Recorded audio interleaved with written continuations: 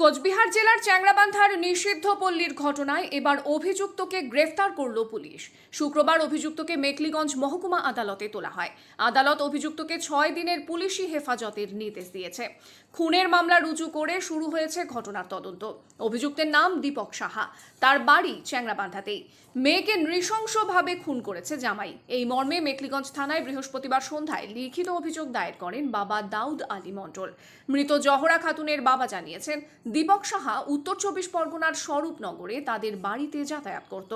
মেয়ে জহরা খাতুনকে কাজের প্রলোভন দেখিয়ে বাড়ি থেকে চ্যাংড়াবান্ধায় নিয়ে এসে সিঁদুর পরিয়ে বিয়ে করে দীপক।